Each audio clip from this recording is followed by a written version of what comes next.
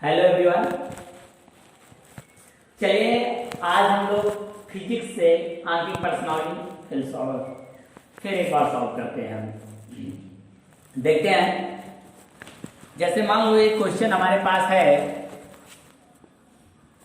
कि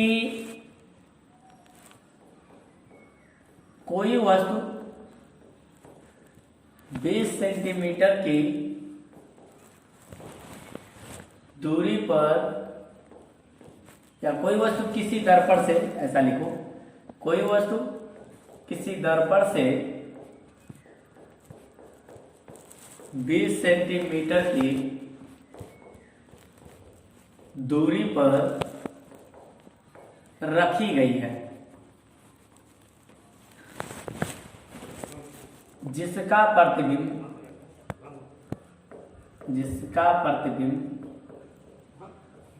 वस्तु की लंबाई का 1/3 बनता है। 1/3 बनता है। चलिए, हमने ले लिया पहला आभासी और दूसरा वास्तविक।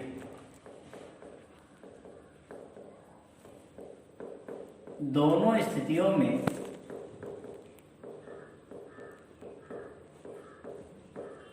दर्पण की फोकस दूरी ज्ञात करो।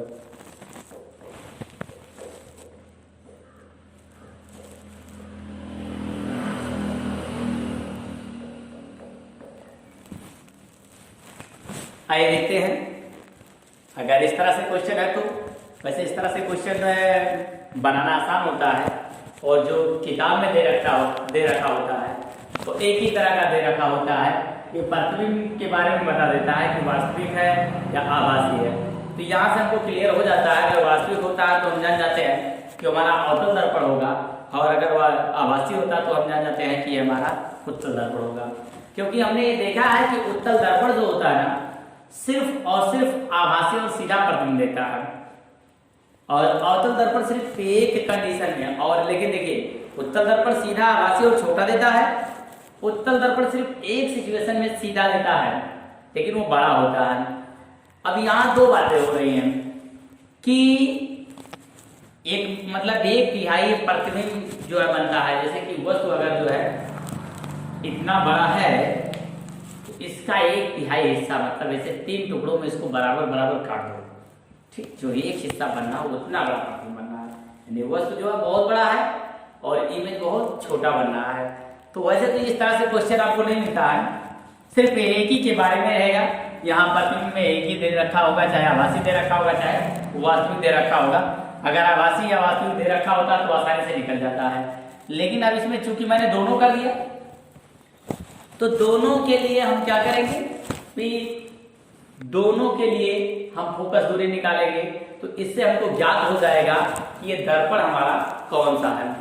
अभी देखिए, ये आप यहाँ पर क्लियरली नहीं कह सकते कि ये दर्पण क्या होगा, हाँ, लेकिन राइट है, क्लियरली कह भी सकते हैं, क्योंकि वास्तविक तो हमको अवतल दर्पण देता है, वास्तविक एवं छोटा अवतल दर्पण, और ये जो है हमारा आभासी एवं सीधा उत्तल दर्पण।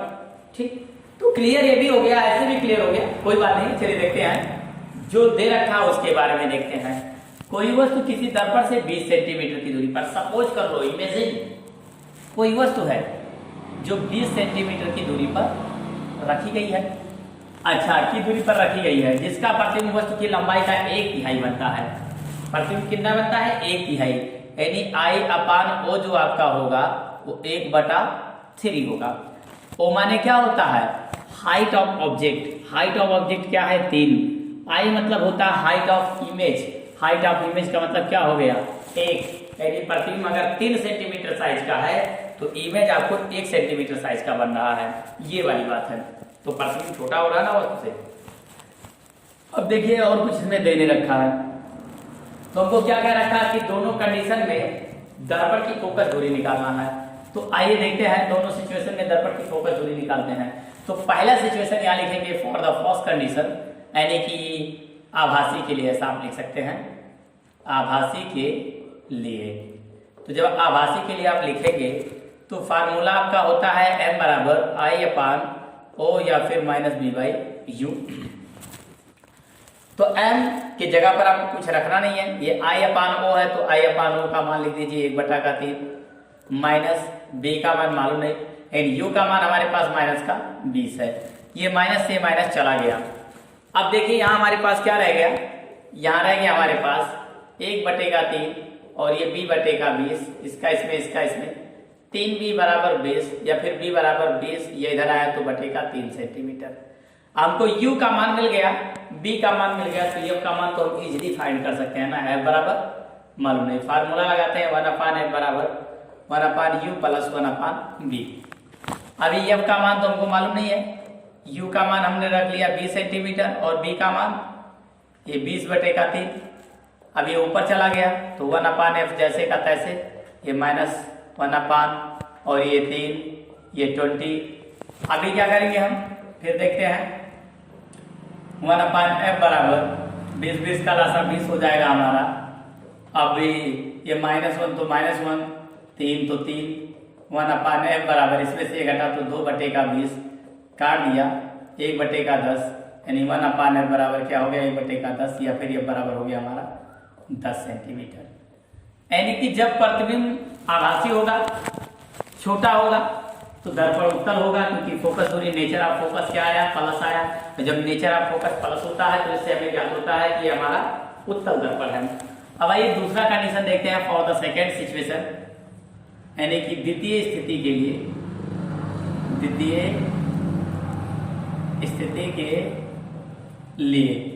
अगर द्वितीय स्थिति की बात होती है तो यहाँ हम क्या कर सकते हैं, जैसे मान लो हमारे पास हो जाए, ये हो जाए कि u बराबर तो हमको दे रखा है -20, अब m बराबर हम निकालेंगे I/O या फिर -b/u। तो यहाँ पर अब की बार ना, जब वास्तविक के लिए हम निकालेंगे तो हमारा आभासी के लिए था, ये हमारा वास्तविक के लिए, तो वास्तविक के लिए यहाँ हम माइनस लगाएंगे। तो यहाँ हम लिखेंगे -1/3 बराबर -b/-20, इससे गया। अभी इसका इसमें हो गया तो 3b बराबर -20 या फिर b बराबर -20/3 हो गया। f बराबर मालूम नहीं, फिर फार्मूला वही हम लगाएंगे 1/f बराबर 1/u प्लस 1/b। अब f का मान हमको मालूम नहीं है, लेकिन u का मान हमारे पास है 20 और b का मान देखिए यहाँ ये 20/3 है, ये ऊपर गया 1/f -1/20, ये प्लस माइनस ये 3/20, ऐसा हमारा हो गया। अब देखिए ये 1/f जैसे का तैसे, और 20 तो 20, और ये 1 ये 3 1/f -4/20 काट दिया, 4 के 4 4 पंचे 20, 1/f -1/5 इसका इसमें, तो f बराबर हो गया -5 सेंटीमीटर। ये हमारा इस तरह से इसकी फोकस दूरी मिल गई, ये इसका फोकस है, ये इसका फोकस है। तो देखिए इस तरह का अगर क्वेश्चन कहीं होता है तो कंफ्यूज मत होइए, इसको इसी तरह से सॉल्व करिए, आसानी से लग जाएगा, ठीक है ना। आइए नेक्स्ट क्वेश्चन देखते हैं हम आपके सामने। यहाँ कोई भी न्यूमेरिकल सॉल्व करने से पहले आप न्यूमेरिकल को केयरफुली पढ़िए, एक एक पॉइंट को पढ़िए, उसके एक एक पॉइंट को समझिए कि वो कह क्या रहा है। न्यूमेरिकल सॉल्व करना बहुत ही आसान है, कुछ बड़ी बात नहीं है। आइए एक दूसरा न्यूमेरिकल देखते हैं हम। जैसे मान लो यहीं पर ऐसे होता है, कोई आपसे क्वेश्चन कर दिया कि किसी दर्पण से 40 सेंटीमीटर की दूरी पर रखी वस्तु का प्रतिबिंब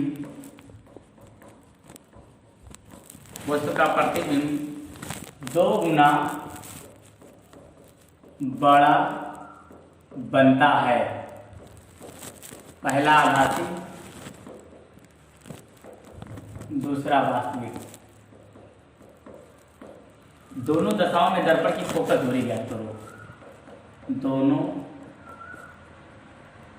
स्थितियों में दर्पण की फोकस दूरी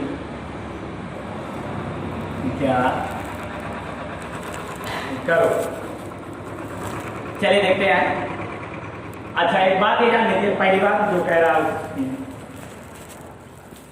किसी दर्पण से, कोई दर्पण है, हमको क्लियर नहीं है कि अवतल है कि उत्तल है, ठीक, 40 सेंटीमीटर की दूरी पर, यानी u बराबर क्या हो गया हमारा, माइनस का 40 सेंटीमीटर। अवतल होगा तब भी 40, उत्तल होगा तब भी 40 सेंटीमीटर की दूरी पर वो वस्तु रखा जाता है जिसका प्रतिबिंब 2 गुना बड़ा बनता है, एक आभासी और एक सीधा बनता है।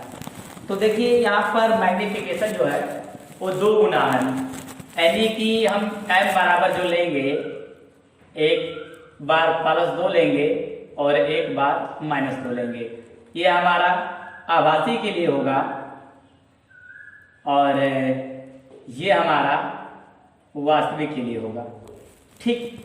तो आइए देखते हैं फॉर द फर्स्ट कंडीशन, दे सकते हैं आप, for the first condition,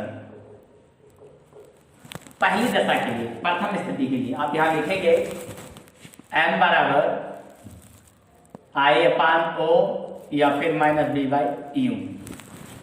I/O से तो कोई मतलब नहीं है। क्यों मतलब नहीं है? क्योंकि यहाँ पर ये ना तो हाइट ऑफ ऑब्जेक्ट है और ना तो हाइट ऑफ इमेज है, दोनों में से जब पूछा ही तो उसका जरूरत क्या है, छोड़। m की जगह पर हमको क्या रखना है, एक बार +2 रखना है, एक बार -2 रखना है। तो पहला condition, for the first condition, first condition में हमारा क्या है, आभासी, तो वर्चुअल अपराइट डायरेक्ट। यहाँ पर m की जगह पर हम क्या लेंगे, +2, माइनस तो माइनस, b तो b, और u का मान हमारे पास है माइनस का 40 तो 40। अब ये देखिए, ये भी माइनस, ये भी माइनस, दोनों हमने क्या कर दिया, कैंसिल कर दिया। अब 2 और ये b/40 और इसके बटे 1, इसका इसमें, इसका इसमें, तो हमको मिल गया b बराबर 80 सेंटीमीटर। अब हमको u बराबर मिला है 40 और b बराबर मिल गया 80। अब f बराबर निकाल लीजिए, तो f बराबर फार्मूला लगाइए, 1/f बराबर 1/u + 1/b। अब f का मान मालूम नहीं, u का मान हमारे पास है 40 और b का मान है 80। अब 1/f बराबर हो जाएगा 40 और 80 का लसा 80। अब ये 40 दूना 80, तो 80 करने में 80, 1/f, इसमें से घटा -1/80, इसका इसमें, इसका इसमें, तो f बराबर हो गया माइनस का 80 सेंटीमीटर। यानी कि ये हमारा जब फोकस दूरी हमारा माइनस आया तो इससे क्लियर हुआ कि ये दर्पण जो है हमारा क्या है, अवतल है। यानी इसको हम इस तरह से बना भी सकते हैं, ऐसे करके देखिए, ये ऐसे हमारा होगा, ये P/AF AC A∞। ये फोकस दूरी जो हमारा है ये 80 सेंटीमीटर है और इमेज हम, ये वस्तु हमको कहाँ से मिल रही है, कहाँ रखी हुई मिल रही है, 40 सेंटीमीटर, यानी कोण और F के बीच में यहाँ कहीं रखी हुई मिल रही है। तो हमने ये पढ़ा है कि जब यहाँ ये होता है तो ये ऐसे जाता है, ऐसे चला जाता है और फिर ये ऐसे करके ऐसे चला जाता है। इसको हम बैक में फॉरवर्ड करते हैं तो ये यहाँ कहीं आकर बनता है, ठीक। तो दर्पण से पीछे बना, 80 सेंटीमीटर की दूरी पर बना, ठीक है ना। तो ये हमारा क्या हुआ, इसका नाम हुआ हमारा अवतल दर्पण, ठीक। अब दूसरा सिचुएशन देखते हैं, फॉर द सेकेंड सिचुएशन, यानी कि द्वितीय शर्तानुसार या द्वितीय स्थिति में जो भी कह रहा है, फॉर द सेकेंड कंडीशन, मतलब real and inverted. Real and inverted के तहत क्या करना है हमको, m बराबर -b/u। तो m की जगह पर हमको लेना है माइनस का 2, ये माइनस का b, और u की जगह पर माइनस का 40, माइनस से माइनस गया। अभी ये -2 और ये b/40, इसका इसमें, इसका इसमें, तो b बराबर हो गया माइनस का 80 सेंटीमीटर। अब f बराबर फिर यहाँ हमको पता करना है, f बराबर मालूम नहीं, फिर फार्मूला लगा लो, 1/f बराबर 1/u + 1/b। f का मान तो मालूम ही नहीं है। u का मान हमारे पास क्या है, माइनस का 40, और b का मान क्या है, माइनस का 80। तो 1/f बराबर 1/40 और ये माइनस प्लस माइनस 1/80।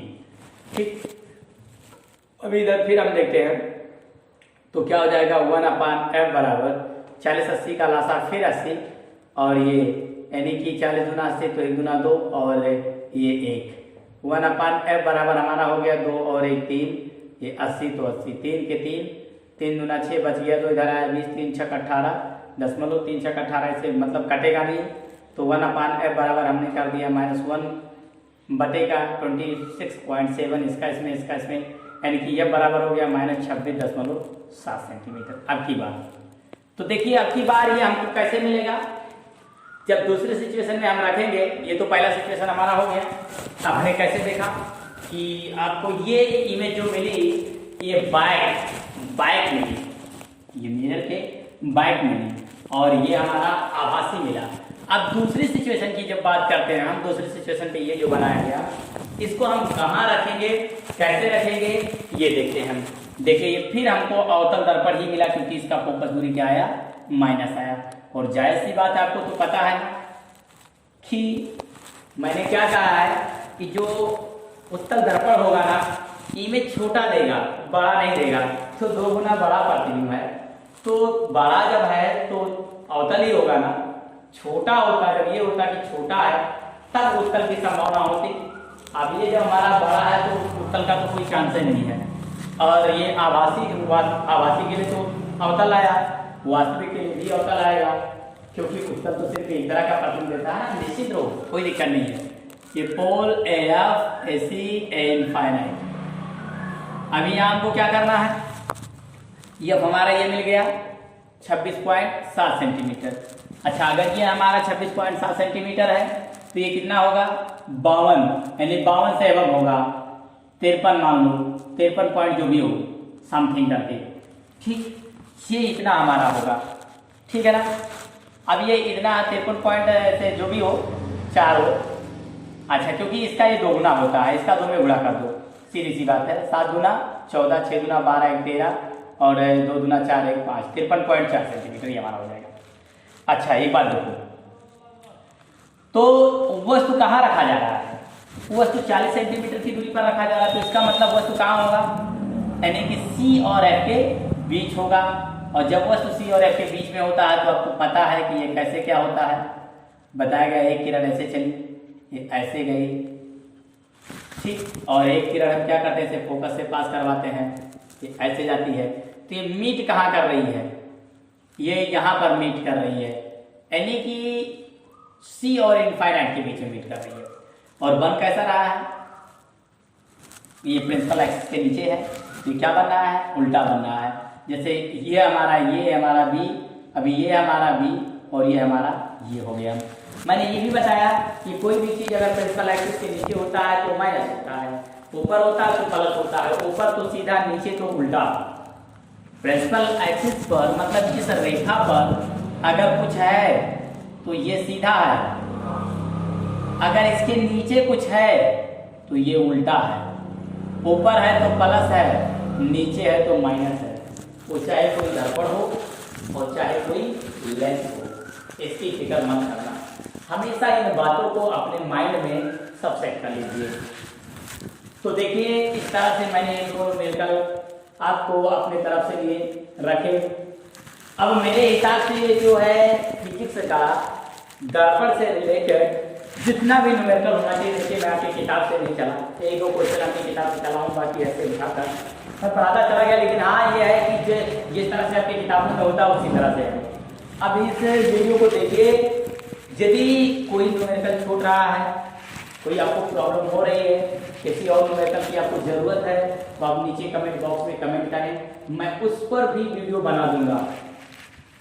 और यदि आपको मेरा वीडियो पसंद आए तो वीडियो को लाइक शेयर व चैनल को सब्सक्राइब कर लीजिए। Thanks for watching the video.